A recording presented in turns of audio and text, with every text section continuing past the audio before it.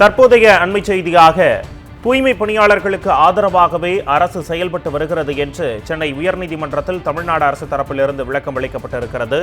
தூய்மை பணியாளர்களுக்கு ஆதரவாகவே அரசு செயல்பட்டு வருகிறது என்றும், தூய்மை பணியாளர்களுக்கு எதிராக அரசு செயல்படுவது போன்ற போலி பிம்பம் கட்டமைக்கப்படுகிறது என்றும் உயர்நீதிமன்றத்தில் தமிழ்நாடு அரசு தரப்பிலிருந்து விளக்கம் அளிக்கப்பட்டிருக்கிறது. அந்த அண்மை செய்தியை தற்போது பார்த்துக் கொண்டு வருகிறோம். தூய்மை பணியாளர்களுக்கு ஆதரவாகவே அரசு செயல்பட்டு வருகிறது என்றும், தூய்மை பணியாளர்களுக்கு எதிராக அரசு செயல்படுவது போன்ற போலி பிம்பம் கட்டமைக்கப்படுகிறது என்றும் உயர்நீதிமன்றத்தில் தமிழ்நாடு அரசு தரப்பிலிருந்து விளக்கம் அளிக்கப்பட்டிருக்கிறது. அந்த அண்மை செய்தியை தற்போது பார்த்துக் கொண்டு வருகிறோம். இது பற்றிய விரிவான தகவல்களை தருவதற்காக நமது செய்தியாளர் ராம்ஜி நம்முடைய இணைந்திருக்கிறார். வணக்கம் ராம்ஜி, கூடுதல் விவரங்களை பதிவு பண்ணுங்க. சென்னை மாநகராட்சி கட்டிடம் முன்பு தூய்மை பணியாளர்கள் தொடர்ச்சியாக போராட்டத்தில் ஈடுபட்டு வருகிறார்கள். இந்த போராட்டம் காரணமாக பொதுமக்களுக்கு இடையூறு ஏற்படுவதாக கூறி வழக்கறிஞர் வினோத் நேற்று ஒரு முறையீடு செய்தார்கள்.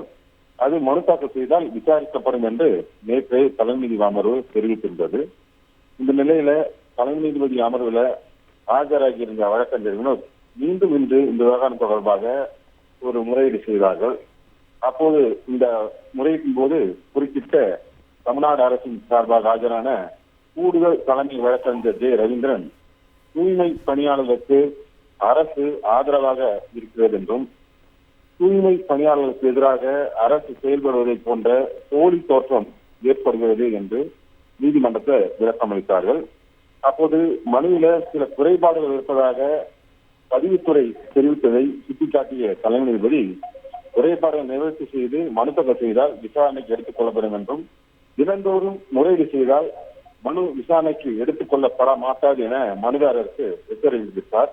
இந்த நிலையில தமிழ்நாடு அரசு சார்பாக ஆஜரான அரசு கூடுதல் தலைமை வழக்கறிஞர் ரவீந்திரன் அரசு தூய்மை பணியாளருக்கு எதிராக செயல்படுவது போன்ற போலி பிம்பத்தை சில பேர் கட்டமைப்பு விடுவதாக தமிழ்நாடு அரசு சார்பாக நீதிமன்றத்தில் இந்த வழக்கு தொடர்பாக தமிழ்நாடு அரசு சார்பாக ஒரு பதிவை தலைமை நீதிபதி அமர்வு முன்பு தெரிவித்திருக்கிறார்கள்.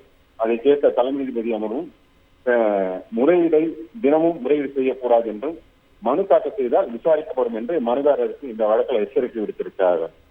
சொல்லி உங்களுடைய அண்மை தகவலுக்கு நன்றி ராம்ஜி.